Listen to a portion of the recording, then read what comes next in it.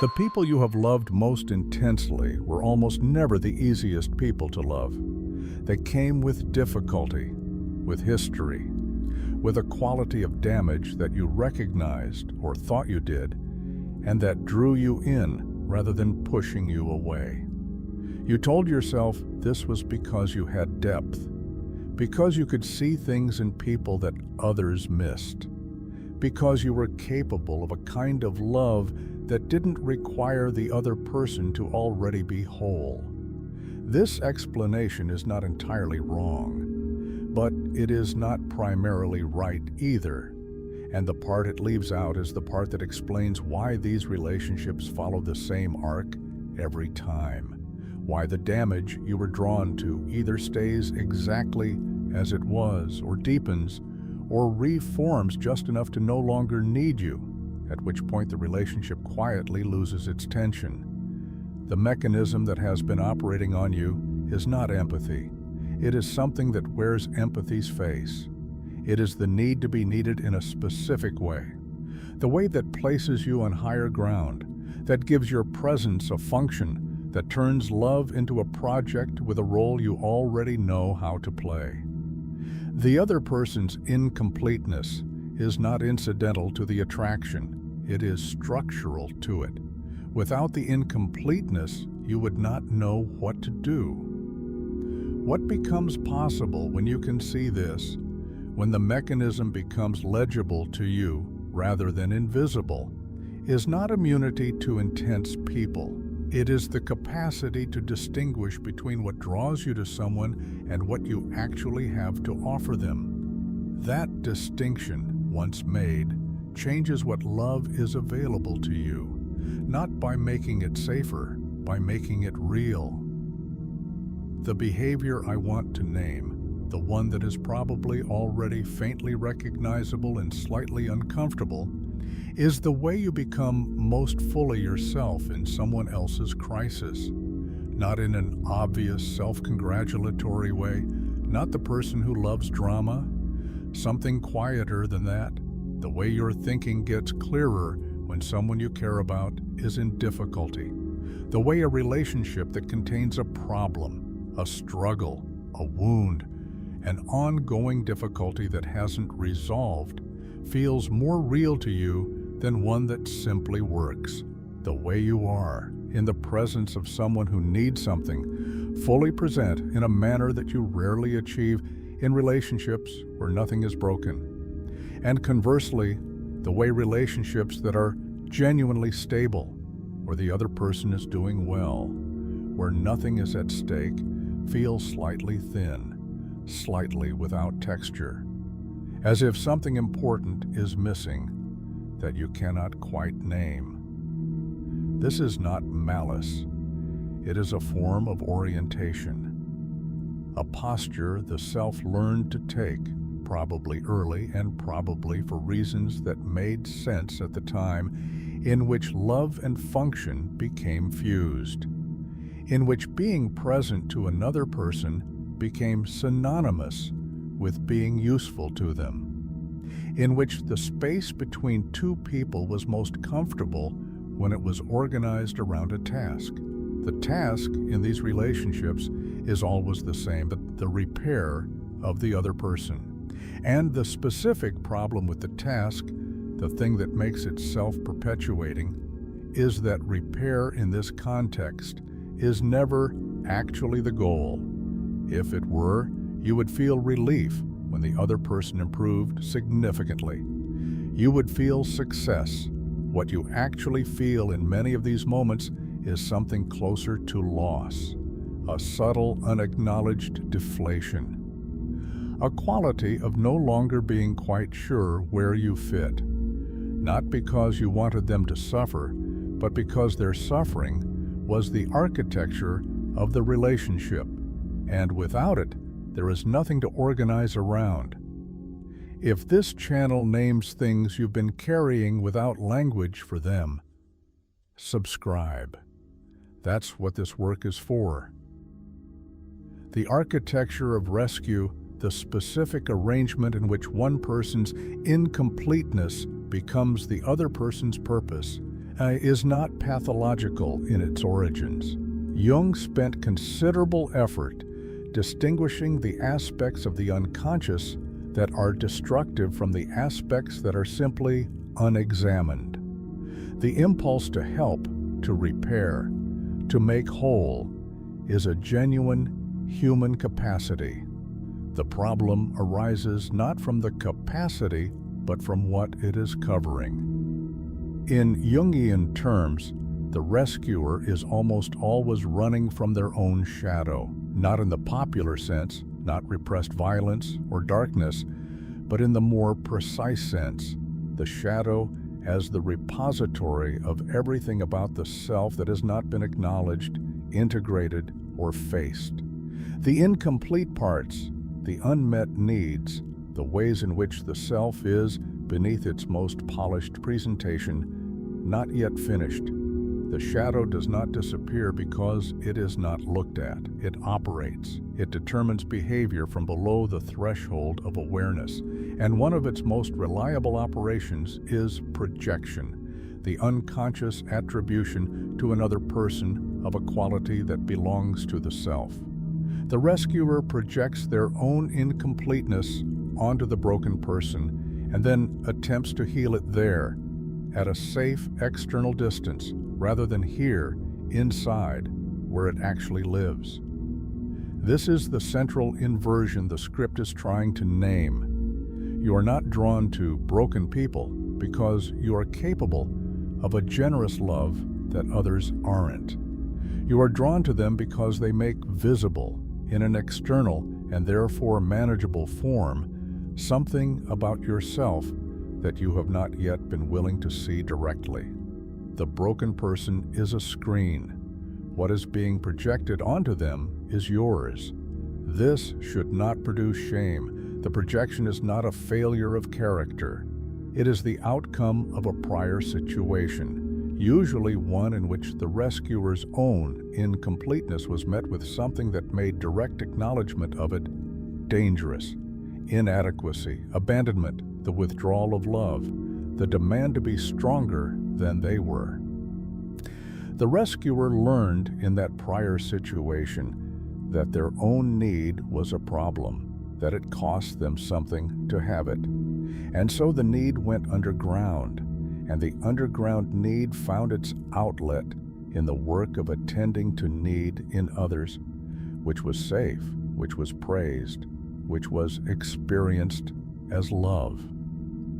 The mechanism is not broken. It was built correctly for the situation it was built in. The problem is that the situation changed and the mechanism didn't know. The broken person is not the enemy. They are simply the occasion. The dynamic is entirely within you, and it has been running since long before you met them. What makes this particularly difficult to examine is that the projection is never total. The other person is genuinely struggling. Their wounds are real. The care you bring to them is not fictitious. The inversion does not mean you don't love them or that the relationship contains nothing genuine. It means that the specific form your love takes, the organizing of it around repair, the intensity that arrives with crisis, the subtle depletion when things improve, is not primarily determined by them. It is determined by the internal arrangement you are trying to maintain. Jung's concept of projection, properly understood, is not a claim that you are seeing something false in the other person. It is a claim that you are selecting for something in them, that the specific quality of damage you are drawn to is not random. It corresponds with a precision that would be uncomfortable if you could see it clearly, to the specific area of your own psyche that has not yet been addressed. You are not attracted to broken people in general. You are attracted to people who are broken in the way you are broken, in the way you cannot yet afford to acknowledge being broken yourself. This is why the same dynamic recurs, not because you are unlucky or because you have poor taste in people, because you are being guided by an internal map that you cannot read directly, but that reliably selects for a certain kind of encounter. Every relationship with a person who needs repair is, at some level, an attempt to repair yourself from the outside. It does not work. It cannot work. Not because the other person is insufficient, but because the wound is in the wrong location for this approach to reach it. The person who has run this dynamic for years can often describe with considerable accuracy the pattern of people they've been drawn to. They can name the recurring type, the specific profile of struggle, the particular combination of brilliance and damage. What they cannot usually see is that the profile they're describing is not a type of other person. It is a map of themselves, not of who they are, but of who they have not yet been willing to be. The specific form of incompleteness they are still refusing to acknowledge, located safely outside themselves in person after person, attended to carefully but never actually healed. Because it was never actually theirs to heal. Because it was never actually there. The wound is here. It has always been here. The rescuer attends to its reflection. Fromm made a distinction in his analysis of modern love that cuts directly through the confusion at the center of this dynamic. He identified two fundamentally different orientations toward another person, what he called the biophilous orientation, the love of life, of growth, of what is alive and developing, and the necrophilous orientation, the love of what is fixed, determined, already completed, controllable. He was not describing conscious preference. He was describing a deep structural tendency in how the self relates to the world. The rescuer operates in their romantic relationships from a subtle, necrophilous orientation, not because they want the other person to stay damaged, but because what they are drawn to is the damage at a particular stage. The stage where it is present enough to organize the relationship around, but not so severe that rescue is impossible. They need the problem to be the right size, solvable in principle, but not yet solved, visible enough to function as the relationship center, but not so all-consuming that it demands more than they can give. What Fromm was pointing at is this: the biophilous person is energized by change in the person they love. New growth, new directions, new capacities emerging where none existed. These register as gifts. The necrophilous orientation experiences the same change as a kind of loss, because what was organized and known and providing a clear shape to the relationship is now different, uncertain, requiring a new accommodation that wasn't necessary before. The rescuer, at a level they do not usually acknowledge, is energized by a very specific kind of stasis. Not inertia, not the absence of movement, but the movement that circles rather than advances. The improvement that reveals a new problem. The healing that uncovers a deeper wound. This circular movement is not the other person's pathology, though it may involve their pathology. It is also the product of a dynamic in which the rescuer's investment in the problem's persistence shapes what the other person is implicitly encouraged to do. This is not manipulation. It is the subtle, unconscious preference that the rescuer's whole relational orientation is built around. Stay damaged enough to need me. This is why the rescuer so often finds themselves in relationships where improvement happens, but slowly, in ways that always reveal a new layer, a deeper problem, an underlying issue that the presenting problem was masking. This pattern is not the other person's manipulation. It is the rescuer's selection. They are, without knowing it, choosing relationships where the damage is structured to sustain the role. When it doesn't, when someone heals faster than expected or in a direction that doesn't require the rescuer's specific form of care, the relationship loses its hold. The rescuer moves on, usually with the feeling that the other person wasn't as deep as they'd seemed. What they mean, without knowing they mean it, is that the other person stopped needing them in the specific way that had made them feel most alive. The place this does its most serious damage is not in the obvious cases, not in the relationships that everyone around you can see are unhealthy, that your friends have tried to name. The most serious damage is in the relationships that look healthy from the outside. The ones where you are clearly caring, clearly present, clearly offering something real. The ones where the other person's struggle is genuine, and your response to it is genuine, and the whole arrangement has the appearance of love because it contains many of the elements of love. What it does not contain is the quality of mutual exposure that Fromm identified as the actual requirement of love, the willingness to be seen as incomplete yourself, not just the ability to witness someone else's incompleteness. The rescuer is extraordinarily good at being present for another person's difficulty. They are far less practiced at being the person in difficulty, at being the one who needs, at allowing the relationship to organize, even briefly, around their own wound rather than the other person's. This is not a temperament issue. The rescuer is not constitutionally incapable of vulnerability. They are functionally unavailable for it, because the dynamic they have organized their romantic life around has systematically ensured that their turn never comes. There is always someone who needs them more urgently. There is always a crisis that is more pressing than whatever is happening inside the rescuer.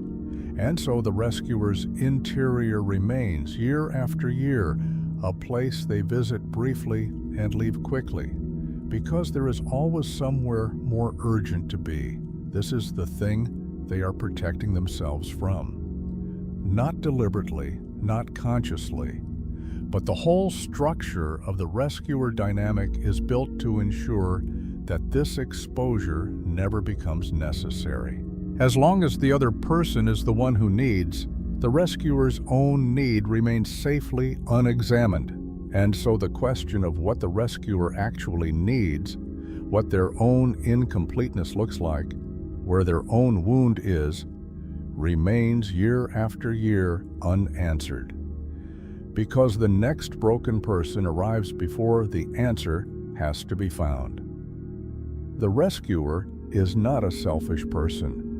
In most accounts of their character, they will appear as the opposite. What they are is a person whose most reliable strategy for managing their own anxiety has been to make themselves indispensable to someone else's. It is elegant as defenses go. It is social. It earns approval.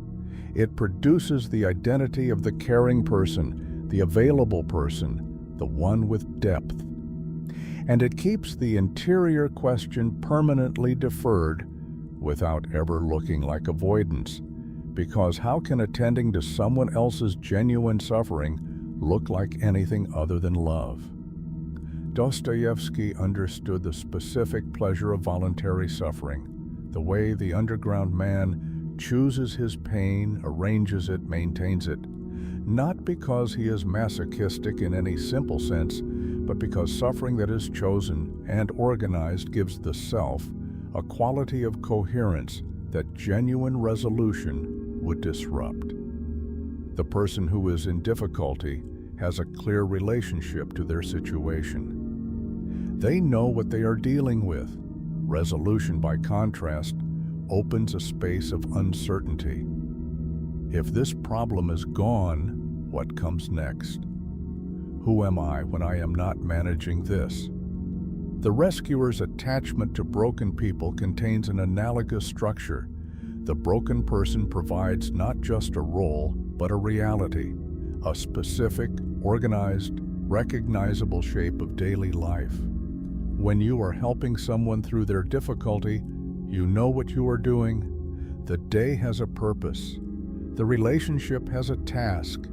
The self has a function. The question of what you would be doing, what you would be organized around, who you would be, if none of this were present. That question is permanently deferred by the arrangement. The broken person is not just a project. They are an alibi for not doing the thing that is more terrifying than any of their problems, turning the same quality of attention you bring to their wounds toward your own. What would that look like, and why is it so much harder than it sounds? The difficulty is not primarily that the rescuer's wound is deeper or more complex than the wounds they attend to in others. Often it is not. The difficulty is structural. The rescuer has developed, over years of this orientation, a set of competencies that are entirely calibrated to the other-directed task. They are skilled at noticing other people's pain, at finding the right language for it, at remaining present with difficulty that would drive others away, at offering a quality of sustained attention that is genuinely valuable and genuinely rare. These are real skills. They have produced real value in other people's lives.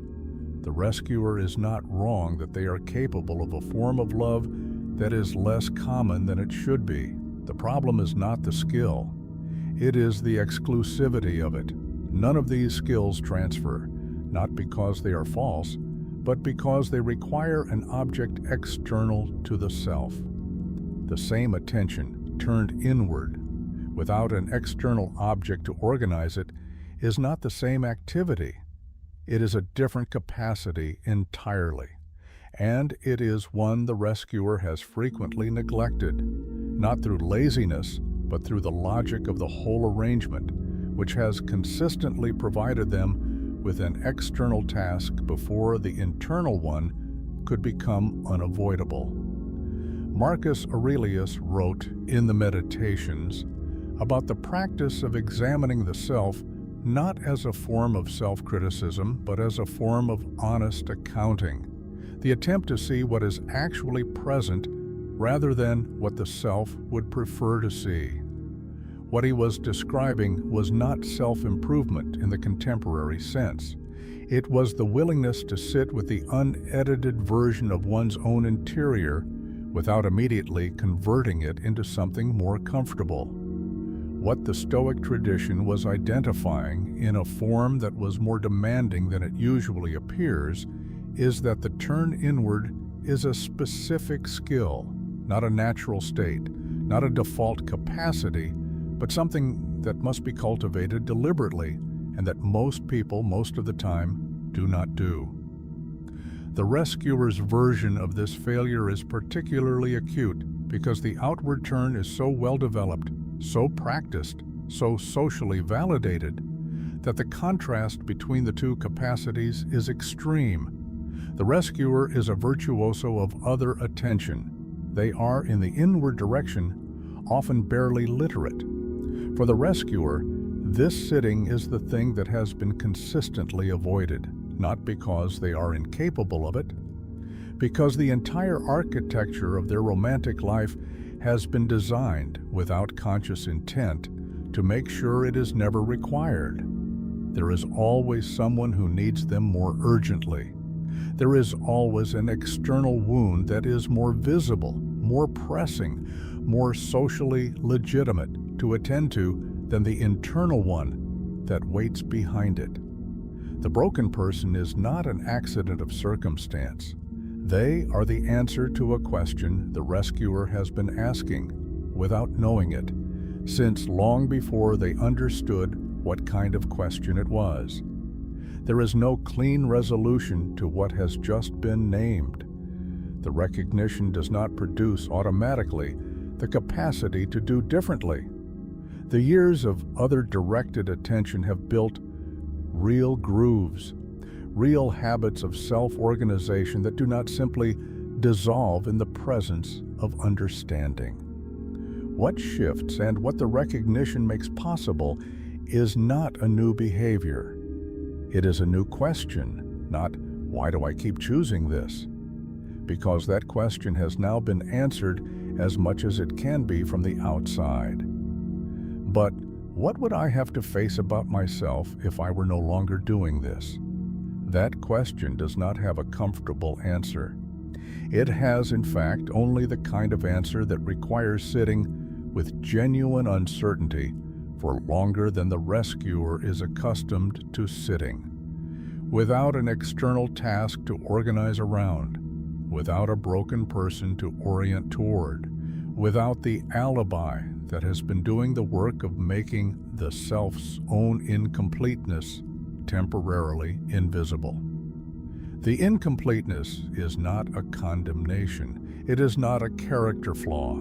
It is simply what the self looks like when it has been directing its own resources outward for long enough that the inward direction has become unfamiliar, uncomfortable, a foreign country inside the same body. What the rescuer has not yet discovered, because the dynamic has ensured they never had to, is whether they can be in a relationship as something other than the person who repairs.